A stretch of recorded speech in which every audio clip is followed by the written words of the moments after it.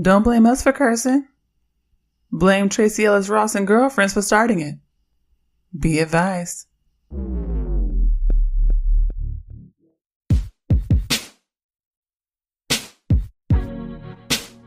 Hey y'all, I'm Jenn. I'm from Oakland and I'm a queer Black feminist scholar. This is Daren, hailing from the mean streets of Anaheim. I'm an introvert, a novelist, and a nerd. We're early 30-somethings with 3 kids and over a decade of marriage. This is a podcast about the realities of Blackness and adult life. We do adult differently. This is That Black Couple.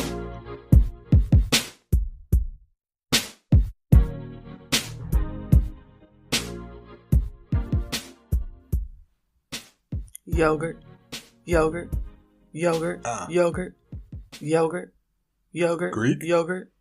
Yogurt, 100 yogurt, calories. yogurt, Losing play. weight, jaw. Yogurt, Eat it. yogurt, Put nuts in. yogurt, Hungry. yo play. This low carb diet got us tripping. Why? When we start making songs up about Greek yogurt, we got problems. Listen, but this Greek yogurt has saved my life. This low carb diet, I want to hurt somebody. Somebody else, not me. Somebody else. I'm like at this point of hunger where I'm at the brink of violence. Yeah. All day. Just before violent acts like maiming people. But then you get this yogurt. And you be like, yogurt. Woo! Yogurt. In your head, that's what plays. Yep. That's what I hear. Until it's gone. And then it's gone. And then you like, kill somebody! Greetings. This is episode 12 of That Black Couple. We made it, y'all. We made it to our final episode. Yeah. Grab your champagnes from the meadows of France. I'm told that it's not champagne unless it comes from actual Champagne, France. Yeah, it ain't real champagne. That's the shit that bougie niggas say who've actually been to France to shame all the rest of us who've actually never been to France. And they're like, well, what you're drinking is sparkling wine. And if you drink anything sparkly outside of Champagne, France, it's not technically champagne. I'm like, bitch, they got shit that they can trade with us. I'm sure Champagne, France then traded some champagne outside of the borders of Champagne, France. But it ain't the same. But it's not French bread if you don't eat it within the borders of France. Then what the fuck is it? Hey, French people in France. I mean, once you leave France, then like it's not French. Some of the mystique goes away. Then what is it? Then it's just bread. Immigrant bread? It's counterfeit. What is it? What happens to it? Like, does it become like alien French bread? It's a fraud. No. Anyway, grab your champagne and take a seat. This is That Black Couple. I'm Jenn. I'm Daren. And before we get started, make sure you follow us on Twitter and Instagram at That BLK Couple, on Facebook at That Black Couple, and look us up on the internets at www.thatblackcouple.com. You can stream episodes on Google Play, Apple iTunes, Stitcher, and SoundCloud.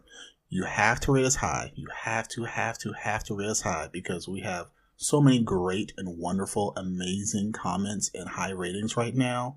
And we want to keep the streak going. So just add to that momentum. Thank you very much.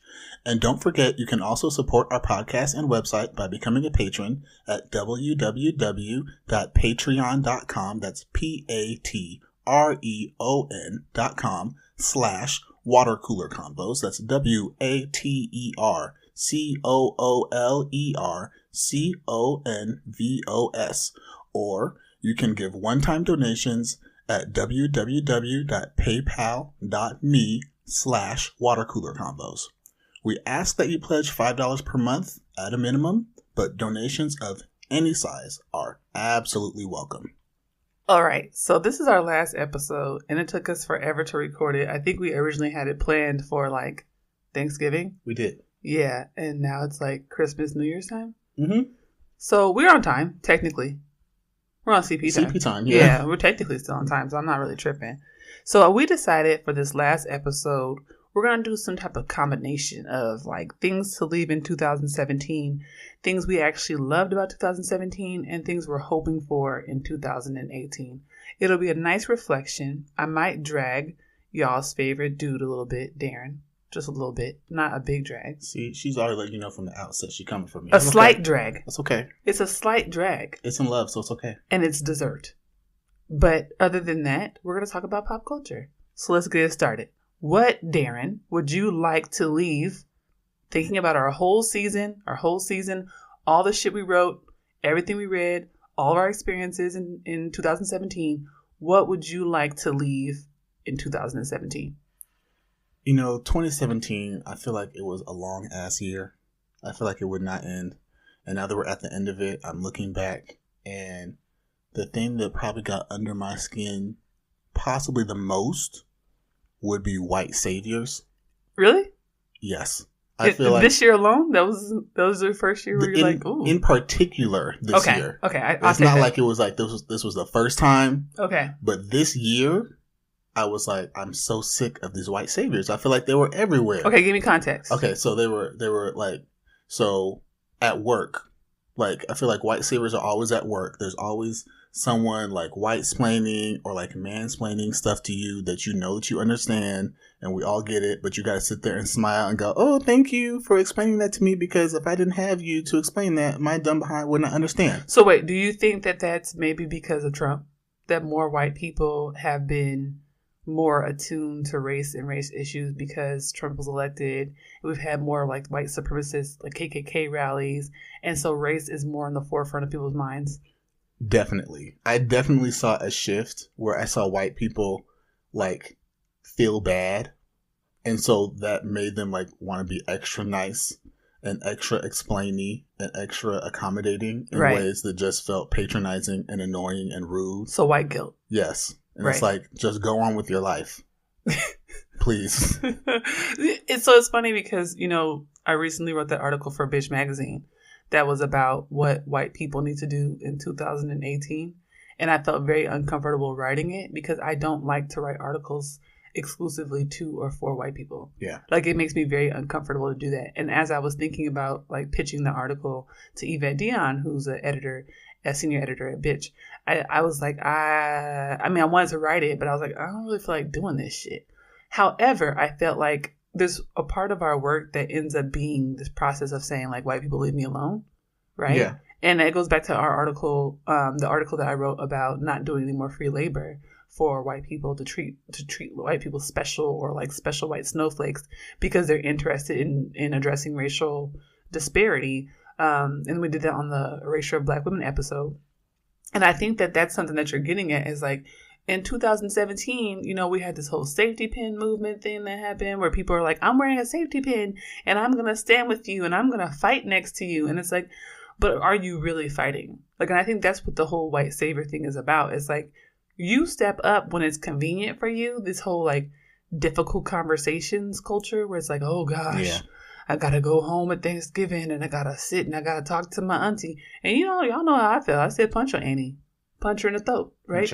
Punch her. Y'all talk about punching Nazis, punch her Annie too, right? Because your Annie probably a Nazi, right? So for me, it's like, if we're gonna talk about this conversation about like white saviors, we have to also talk about this whole kind of phenomenon where it's been like, I'm doing the work. I'm doing the non-racist work. I'm having hard conversations. Look, guys, I'm sweating and my cheeks are red and my palms are moist and I don't feel very comfortable right now. This must be the work. Why are you laughing? I just had this image of a bead of sweat right on someone's eyebrow. A bead of sweat next to a white tear. Yeah, and it's like, they're a perfect pair. Exactly. And I feel like that's the problem, is this kind of non-racistness versus anti-racistness. And so are we actively thinking about ways to engage in anti-racist work? Are we donating to things like Chicago Bond Fund? Are we thinking about ways that we can give to programs that help to bail mothers out of jail? There's a lot of work that happened over the holidays to bail Black mothers out of jail who can't afford to pay their bonds, right? That's a process that actually is anti-racist.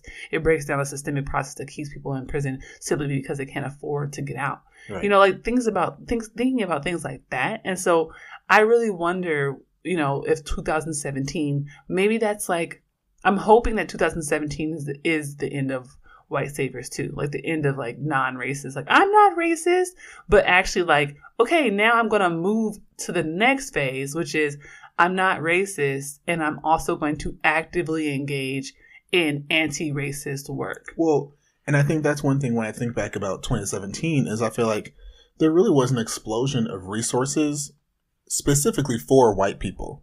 Right. Especially resources from white people for white people that cover this exact topic that we're talking about. Like, right. So if you're a white person out there and you're like, I want to be active and I want to work against racism, I want to be on the front lines. Right. There are places you can go. There are resources. There are groups. There are things you can read. I always drop safety pin box. I mean, Right. safety pin box. I prefer that they do safety pin box because safety pin box is started by Black women, run by Black women and other women of color and femmes, and also puts money in the pockets of other Black women and femmes. So for me, it's like that's perfect because that's both getting the knowledge that you need to do anti-racist work, dismantling systems of capitalism that work to keep Black women and femmes in a disproportionately economically disadvantaged position, and also reparations. Right. Like that shit's lit. I mean, like you said, it's like you shouldn't have to be out here doing the work of explaining things to white people every day. Absolutely not. So as a white person, white people can go, and there are things for them now. Safety pin box. As we always say, Google is a thing. Google does exist. Go to the Google and find the resources. They're there. They're not hidden. Right. You don't. It's not a difficult thing anymore. You don't have to just find the local Black person and ask them. That you can do it yourself. Right. And I think that was one of the things I probably hated the most about 2017. It's like Trump's in office. What do we do now? And it's like, y'all. First of all, y'all put him in the office. Okay. Let's not act like. Okay. Let's not act like y'all didn't put his ass there. First of all. Second of all, you need to figure that shit out. How you gonna create the problem for us, right? And then ask us how to solve the problem that you created. It doesn't make any sense. That's a word. It doesn't make any sense. And so I absolutely hope that 2017 was the year that a bunch of white people were like, wait. We're the problem. Like I really hope that happened. I actually believe that some maybe small proportion of white folk did. I really believe that. I really do. I really do believe that. I do. I agree. I think Trump is just so extreme. Absolutely. I think it really woke some white people up to go, wow, okay. I can't blame anything else anymore. It really is just white people and whiteness. Right. That's just really what it is at the end of the day. Right. There's a white supremacist capitalist system at work. We have an actual white supremacist in office who's actually bringing white supremacists into the White House, who's actually enacting laws that are white supremacist laws. And even as the KKK is marching, he can't even bring himself to argue against their existence or say that they're bad people. He actually is talking about evil on both sides when talking about the KKK. KKK. Every day, it's like he's trying to find a way to escape. And he digs a hole deeper and deeper. Right. And everyone's like, no, please, let's just roll another welcome mat out. Exactly. Here, what other thing can we give you? Exactly. So I really 100% believe that we did see, you know what? 2017 might be the year of the white savior. It's definitely the year of Becky. Becky up in there somewhere. And I think Becky is to some degree a white savior. So it might actually be the year of the white savior. Like, all the white women voted for, the 53% of white women who voted for Trump to be in office or whatever. And then the following year, they're like, oh shit. And all their cousins was like, oh shit. Shit. So, that's on y'all. That's on y'all. We told you. And, I agree. I agree that 2017, I hope we can leave all the white saviors back there. And I hope in 2018, we're looking forward and figuring out how to fix this shit. Yeah, let's see.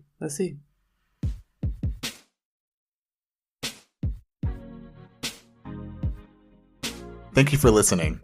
We are the proud founders of watercoolerconvos.com, a platform at the intersections of Blackness, culture, and adulting.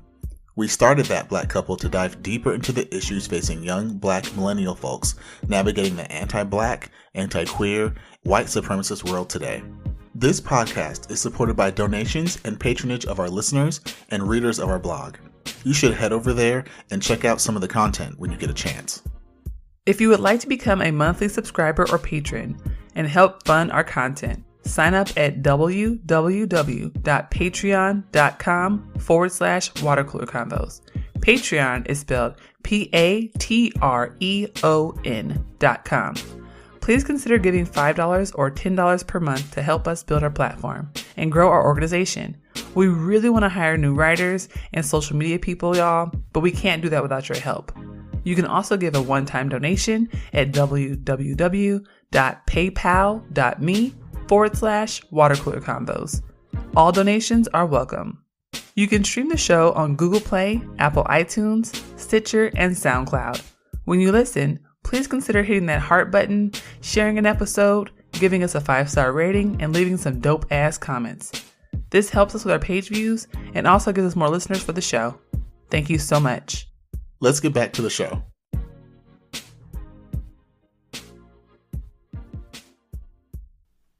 All right, so we're back. And now it's time to talk about the things we actually liked about 2017.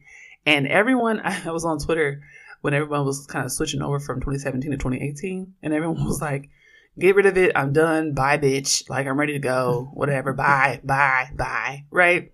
And to some degree, I agree. 2017 was a rough year all around. But there were some things that I really liked about 2017. Like, really liked.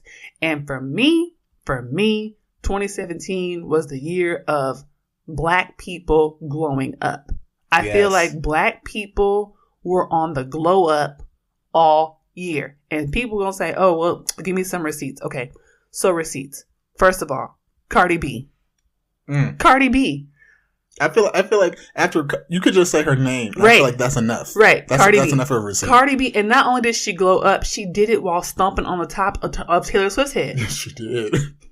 Right? She did that for the culture. It was like bonus points. She did that for all of us. She leveled up the glow up, right? So Cardi B, right? Okay, breaking records, becoming the first Black woman rapper to be like Billboard Top 100 or number 1 since like 20 years before that when Lauryn Hill did it or something like that. So like killing it, right? So okay, got that. Thinking about, for instance, the Me Too movement. White women tried to snatch it, right? Alyssa Milano tried to be like, oh, me too. Me too. And then everybody was like, oh. Actually, Tarana Burke started that years ago. Mm-hmm. And then Tarana Burke's face is all over Times Square. She dropped the ball on New Year's Eve. Tarana Burke has now become the face of the movement that she started. And I know that doesn't sound like a really big deal. It doesn't. But just imagine doing work for 10 years, for a decade, or for, longer or for a shorter amount of time, but just doing work and having it be your life's work. Having a white woman of the level of Alyssa Milano. And Rose McGowan. And Rose McGowan, too. Right. And Taylor Swift. Yeah, Don't forget. Taylor Swift, because she was on time. Exactly. Try to come in and take it and still snatching that shit back. The ancestors was like, yeah. Isn't that what Tiffany Haddish said? When you do that hand out, you pull it back, yeah. Right? The ancestors snatched it back for Tarana. They snatched it back. And I love it. And I'm watching Tarana glow up, and I'm very proud of that moment. Listen, Beyonce gave birth to twins. Twins. Okay? Then she walked out and looked like an ethereal goddess and pissed all the white women off. All of them. I wrote a piece about it. And put it on Instagram.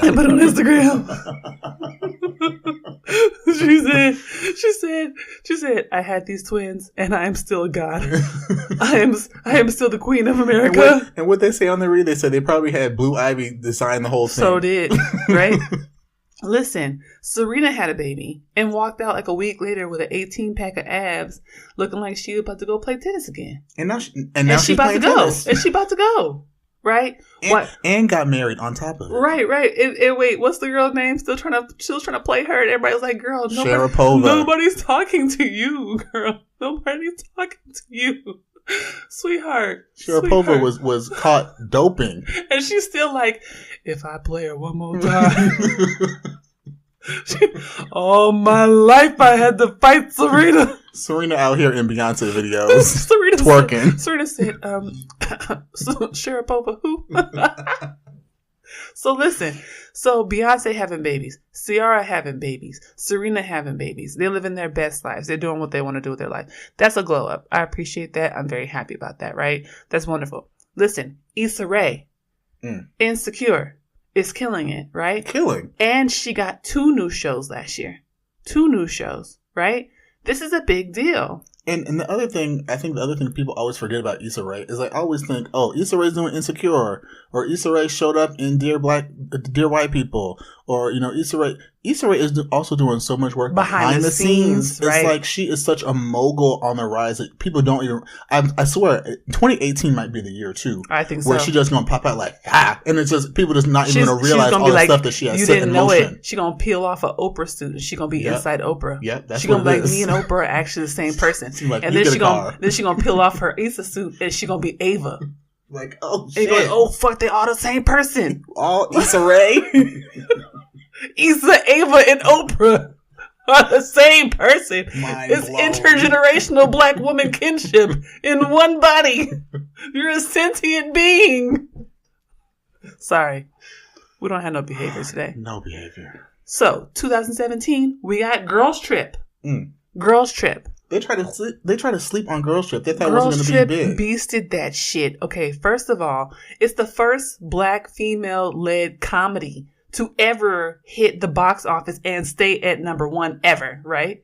Like ever in the history ever. But then for it to stay that long, set records for any comedy, not just a black woman-led or a black comedy, period. Yep. So, and it beat out like Marvel films. It beat out like... It be real stuff. Like this is a big deal. And this had like Queen Latifah, Tiffany Haddish in her debut, Jada Pinkett. Like these are folks who are not like, 19-year-old. This is not like, folks who typically are cast in the role of Girls Trip, right? Regina Hall, these are older, like, women. The other thing you have to remember is the comparison that people didn't even realize is they had just put out that white girl film. That was, it was called Rough Night. Rough Night. It was like a month or 2 before Girls Trip came out. Didn't have Kate or whatever from SNL? It had blonde hair from Avengers. I don't pay Scarlett Johansson was the lead character. But it had Kate from SNL. And she had a weird accent. And the movie flip-flopped. Bye, girl. Tripped, stumbled, and fell. Bye, girl. And then Girls Trip came out and they said, oh, I don't know. And it blew it up. The dang box office. Well, I mean. And it had a black woman writer on the staff. Do you want mayonnaise or Creole seasoning? I mean, you gotta make your choice. We all know. Exactly. I don't put no mayonnaise on my crab cakes. So... Anyway, so that's the year of Girls Trip. And remind you, Girls Trip, wasn't it written by Issa Rae's homegirl from Awkward Black Girl? From Awkward Black Girl. So, like, that's a big fucking deal. Like you said, year of the glow up. Year of the glow up. Okay, and then outside of like Hollywood entertainment type stuff, Jesmyn Ward won the National Book Award again, right?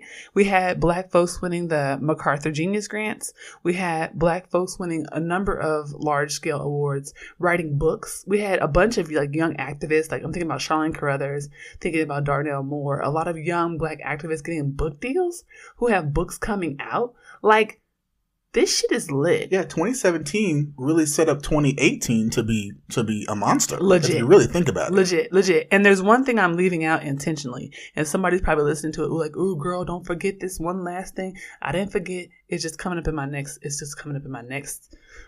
thing. Well, should I just mention it? I'm going to mention it. So yes, I know Get Out came out too. Right? So Get Out, like, I feel like Get Out became the meme of the year. Like, Get Out was like, I feel like I say that once a week. Somebody says something like, oh, girl, get out. Like, I feel like we now have it's a cultural phenomenon where it's like, ooh, get out. I mean, and I can only speak on this anecdotally, but I would really think Get Out did major work, especially with white people, to go, oh, shit. Yeah. I'm starting to really understand this whole race thing. Right. And how this works and how being a black person in America might be a little difficult. Like, our asses is scary as fuck. Wow. I think it really, like, just broke up some white people's minds. I mean, I keep seeing Lakeith Stanley, like, looking legit terrified when he's, like, screaming, get out, get out. Like, with the blood coming out of his nose? Yeah, the blood coming out of his nose, and, like, he's looking like he's about to cry, but also scream, but also, like, clearly not in his right place, and you're just like, okay, this is fucking scary, you know? And I feel like, listen, this was a cultural moment. Like, I'm so glad that I was able to go to a movie theater and go see Get Out and be like, I saw the first actual, like, black comedy horror film. Not to take any credit away from, like, the the blaxploitation films of the 70s and the 80s, but specifically talking about this current moment that talked about a contemporary racial phenomenon and actually set it in the idea of like a continuation of slavery and Jim Crow. Like that's a new thing, and that's dope. And it's the same thing where that built up something that's going to now be coming in the future. Jordan Peele has now really created a name for himself. Like he was half of Jordan Peele, right? And Key and Peele, right? Yeah, sorry. Jordan Key and Peele. Jordan Peele is half of Jordan and Peele.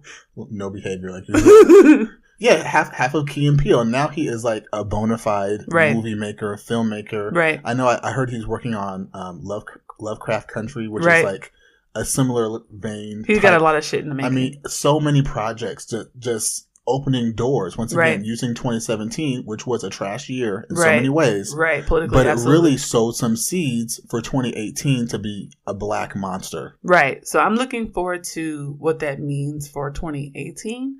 And so I do feel like black folks were on the glow up. And, I think that's something that black people do, right? I think it's something that when you are working to survive a system of oppression, when you're working through a white supremacist system that seeks to kind of like silence and eradicate blackness, you work against that in ways that require a new form of expression and a new form of embodiment. And I think that's what we're seeing. We're seeing, like, for instance, Beyonce. I know that, Lemonade came out a while ago, but I always think about Lemonade being this really important moment in Beyonce's kind of evolution because we were waiting for so long for her to give us something like that. And I feel like we're seeing that happen with a lot of these kind of celebrities and icons where they're kind of coming to this political moment and they're asking themselves, what do I do with it? Like, how do I engage with this political moment? And a lot of them are making really good and really important decisions. A lot of them are deciding to push against it. And I think that's how we're seeing this kind of cultural shift toward an embracing of a kind of really multitudinous black culture and this representation of blackness in media, in film, in athletics, in writing, across literature, across fiction, nonfiction, in the academy, across a lot of different fields and disciplines that's really helping us to get a really full picture of what blackness looks like. And so, sadly, we had to have this really tragic political outcome, this electoral process that really let us down in a lot of respects, all respects, to be frank. But out of it, we have this kind of beautiful moment where blackness has come to the fore, and we have all these ways to express that blackness. And I'm just really excited about it. Like what you hear? You can find my mom and dad, aka That Black Couple, on the web at thatblackcouple.com. You can find them on Facebook at That Black Couple, and you can find them on Instagram and Twitter at That BLK Couple. If you have questions or comments about the show, email them at thatblkcouple@gmail.com. Thank you for listening.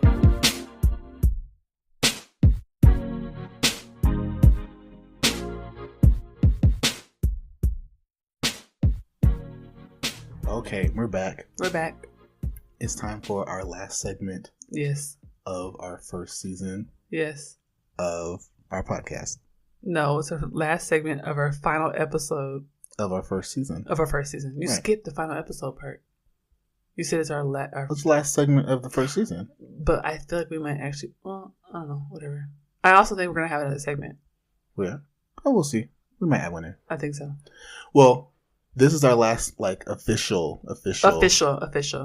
part for this last glow up of 2017 episode. Correct. And so I know we want to talk about what we're looking forward to in 2018. Correct. And we had talked about really 2018 being about a blacker, more feminist future, which I love. Yep. And I was saying in our last segment that 2017, I think, really sowed a lot of seeds for 2018 to really be that. Yeah.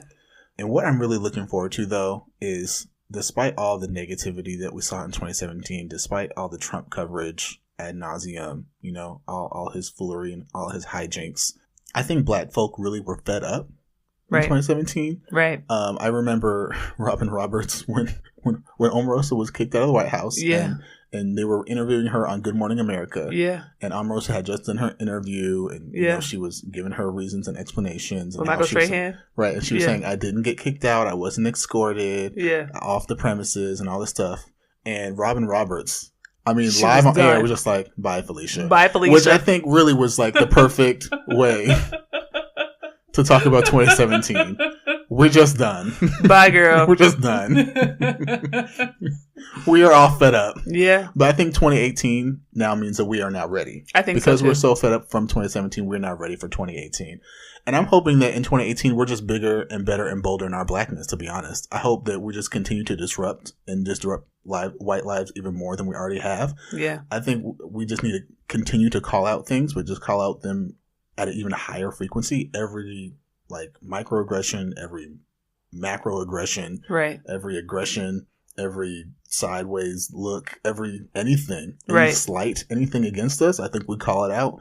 I mean, 2017 showed that even in the most dire of circumstances, when you have a president in office that is literally out to basically take everything away, right, from anybody. I mean, we really talk from a place specifically for Black folk, but when you think about all marginalized groups, right, across the board, Trump has really been set. He been on one to just take everything away from everybody. He been on one, and in the face of that, everyone said no. Right. No, we will resist, and not just resist. We are going to fight back with everything that we have. And I think there have been a lot of wins in the face of that. And so I think that's what we need to do in 2018. I agree. Keep that same spirit and that same momentum going. I agree. And so I believe, this is what I believe in my heart. I believe that every year is getting progressively blacker. Oh, yes. So Black History Month in 2016, we got Lemonade. We had Beyonce performing at the Super Bowl. She performed Formation at the Super Bowl during halftime. With dancers all dressed as Black Panthers. Okay? That's black as fuck. Okay? Last year, during Black History Month, we got Get Out. Okay? This year, 2018, during Black History Month, I'm not even ready. We are getting Black Panther. The blackety blackest, blackified, black comic book, Marvel black, blackety black, pitch black movie to ever be made in the history of ever. I mean, listen. Chadwick Boseman snatched a whole movie. That Captain America movie was supposed to be about Captain America. It was supposed to be about all them characters. I watched for him. Chadwick Boseman is probably in that film for maybe 5 to 10 minutes and snatched the whole film. Everything. All of our edges. Now the whole movie. Now they give him a whole movie. Whole movie. And they cast every black person. That we all love. Every dark-skinned black person. Every beautiful, ebony, blue, black, shiny, except for Michaela Cole. Is she in it? No, I don't think she's in it. She is so fucking fine. You know how these people do? They pop up in a cameo. She might pop up. She is so damn fine. Good God, she is gorgeous. She is so fine. I'm sorry. I'm just distracted because I watched Black Mirror and I was looking at her with all them thumb-faced white people. And I was like, how is she in the same room? We were looking at it and I was like, Michaela Cole just walking around. She just breezed in. with all these people and they all look like thumbs. What's them thumb movies? Them Thumb Wars? They just look like a bunch of thumbs. A bunch of sock puppets. And then she come walking in. And I'm like, this don't make no sense. This is not real life. Nobody that fine walks around looking with all these thumb-faced people. That's why she had that attitude. She's like, why am I here? She was like, why am I here? Sorry. Anyway, I'm distracted. But yes, Black Panther is coming out this February. I mean, listen, that movie has Lupita. Yes. Who else it has Chadwick Boseman. Yes. It has ain't Forrest Whitaker up in there? It has Forrest Whitaker. It has Daniel Kaluuya from Get Out. Michael B. Jordan. And it has the queen of black pristine. Yes. Never crack. Of no cracketh nation. I shall grow younger as my age grows higher. Yes. I mean, my age has an inverse relationship with the crackethness of my skin. She got Benjamin Button skinified extrapolation in her skin cells. Angela Bassett. And what'd she say? I just drink water. Bitch, what's in the water? Listen. Angela. She my soror too. Soror. What's in the water? Which water are you drinking? She said white tears. Sweetheart. Soror. You drinking the water, but where was it bottled? Who went and got it? Was it Jesus? Did Jesus get it from you? Was it from the Valley of Nazareth? Did someone go to the actual Garden of Eden? Did they unlock it for you? Did they unlock the Garden of Eden for you? Sweetheart, Soror, tell us. You can tell me. You need to share these secrets Share it, girl. with the rest of us. I think they unlocked the Garden of Eden and they put your little bottle in the act, and it's one of them bottles like the part of the Bible where the wine and the fish and the loaves kept re-upping. And so she just drinks out the bottle. They put it in her bottle and she drink it up and it refills. Yep. Forever. It's an endless fountain. God said, let you live on. And so now she drinks out the water bottle and it just fills back up. That's the secret. I'm sorry. No behavior. So I had already forecasted that 2016 was the Black Y2K. Okay. Because of Beyonce performing Formation at the Super Bowl. So because we are now 2 years post Black Y2K, I don't actually know what we're in now. Yeah, I think you're right. I think when she performed at the Super Bowl, I think the Earth like tilted off its axis. We're in a new alterverse. We like shifted. It's dimensions. Like Flash, and we're in like Earth 2 now. It's like Earth Black. Yeah, it's like Black Point. I don't know. Yes, Black Point. It's not Flashpoint, nigga. Black Point. It's Black Point. Oh shit, we're in Black Point, and I love it. I love it too. I love it too. All right. So this is the final segment of our first season of That Black Couple. See, this was unplanned. We hadn't. Okay, fine. This is an unplanned segment of our final episode 12 of our first season. Yes. Okay. This is a personal segment. We're getting back to the basics. Our opening episode, we had a nice personal sit down. We just talked. There was no notes. We just talked. And we're going to do it again. We're going to do it again. Are you ready? I stay ready. Oh, God. So what I want to do is, I think we just reflected on 2017. We said what we liked about it, what we hated about it, what we hope for 2018.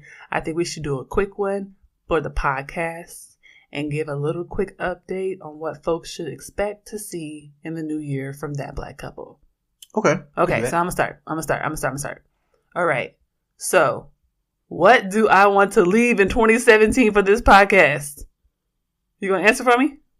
No, you can answer for yourself. Okay, so what I would like to leave in 2017 is your boy Daren fucking up the podcast, talking with his hands, doing this, talking back and forth on the podcast. Did I get it accurate? Leaning back and leaning forward and swinging your hands around. Y'all, if you could see his face right now, Daren is a wonderful man and I love him very deeply, and he's very like shy and introverted in real life with other people. But when we get in this basement and we're recording this podcast, he gets excited. And his hands start flipping all over the place and he starts moving his legs and hitting the microphone. So whenever you heard a thud or a clack or a whoosh, that was him. So I would like to leave Daren's antics stressing me the hell out while we're recording a podcast. I would like to leave them in 2017. That's fine. That's a valid critique. That's valid. Now, what you also don't realize is we are perfectionists over here at the That Black Couple podcast, and we spend a lot of time on each episode doing a lot of editing. So a lot. I work tirelessly to remove every clack and every thud and every whoosh and try to even out our sound for when I'm moving on our microphone. So I'm hoping that you didn't notice very many of those things. You probably didn't. But I'm hoping it was seamless. But I did. I mean, I created more work for myself, but at least I, as the one who does the editing, I was making work for myself and not for you. Excuse. You're excused. Okay. Now, on that same note, though, because the other thing is that a certain someone is leaving out is, and this is once again a very personal reflection here. So I move my hands a lot when we're recording. I tend to hit the microphone. What do you want to leave in 2017? What I would like to leave in 17 is, my lovely, lovely spouse and partner. We get in this basement and, we live in the Chicagoland area, and the weather, it tends to get cold, because we have to record at times when our kids are not around. So it's usually like late at night and it's cold. And, if we have the AC on, that's blowing loud and that messes up our sound too. And so she's usually down here and she'll be as she is now. She'll have a hoodie on. She'll have, sweatpants on. And then she'll have a Snuggie on top of that. And then she'll have, some thick like wool socks on. And then to keep her feet warm, she will be rubbing her feet together like she's trying to start a fire. I have to try and remove that sound from the audio as well. So if you ever hear a on the podcast, you know who that was. Oh shit. We're going to try and leave that in 2017 though. We're going to try and leave that in the past and have the past be the past. That's what we're going to try and do. Not the truth. Oh shit. Oh fuck, not the truth. Oh damn. Oh, I got red. Oh, it's okay. It's okay. Oh, that was Remember, painful. This is all in love. All in love. This is a homegrown production. Like shit. you said, we come down to our basement and we put this together. We're not in no studio. Oh shit. We're not at a radio station with like real. We here at home. Trying to make it happen. Oh, so. Man. That's how it works. Oh shit! But I don't care though. I'm still gonna rub my feet together. I'm sure you will. I don't give a shit. We might just have to get like some soundproofing I don't underneath give the a fuck. table. My feet be cold. Because these mics are good. These are great mics. And shout out to my high school friend Jennifer John, who sent us the last little microphones and equipment. Because without her, we would not have this set up. And shout out to everyone who supported us on Patreon. Shout out to everyone who went to our PayPal, who made sure that we had our equipment, because this equipment is like lit. This equipment is lit. So regardless of what this dude to my left just said about my socks rubbing together during the production, regardless of all that noise, our situation here is lit. So yes. Okay. Yes. So what do we want to do with our podcast? What do we want to keep? What do you want to keep, Darren? I want to keep the banter. I think we have a great banter. That shit ain't going nowhere. That's who we are. Ain't no way that's gonna go anywhere. Right. But we got to keep that. I think we hone it even more. Mm-hmm. I think I would love to continue to dialogue with the people that listen. Yeah. And continue to get their feedback and hear what they love. Yeah. And continue to integrate that into what we deliver back. Yeah. And also, I think this podcast is just hella black.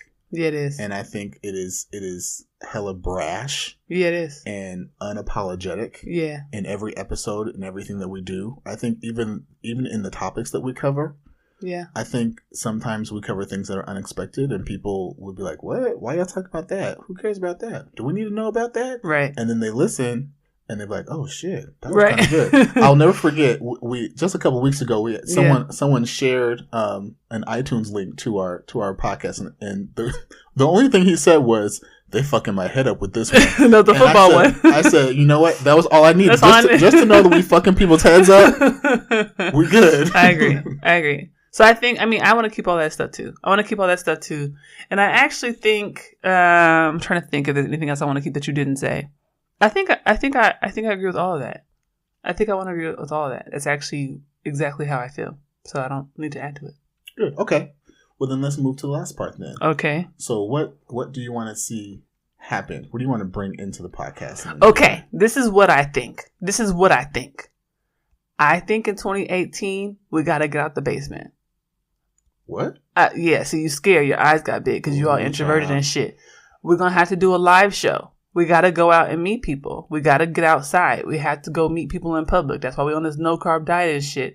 So we can get skinty and people can see us and shit. Cause we was looking a little, we were looking a little carby. Yeah, a little carby. What did bitch say about Nene Leaks? You have too many carbs in your diet.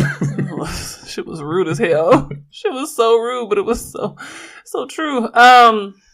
I understand what she's saying now that I'm on no carb diet. Yeah. But what was it Claudia Jones, her name? Claudia Jordan. Jordan. So anyway, I do think we're gonna have to get out the basement and we're gonna have to go meet people. I do think for 2018 we're gonna have to do that.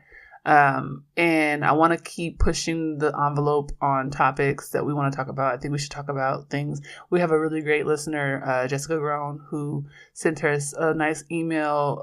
She listened to all of our episodes and gave us some feedback. She's also a Patreon subscriber, and she subscribes at the level where you can give feedback on the show and suggest topics. So if you're interested in doing that, go to our Patreon page, www.patreon.com/watercoolercombos. And you can become a subscriber and also give us questions to ponder on for the show. So I think that would be good for us to interact more and to incorporate those things into the show, and also get out of the basement. Ooh, you're trying to get me out the basement. I don't know why you're trying to get me out this basement.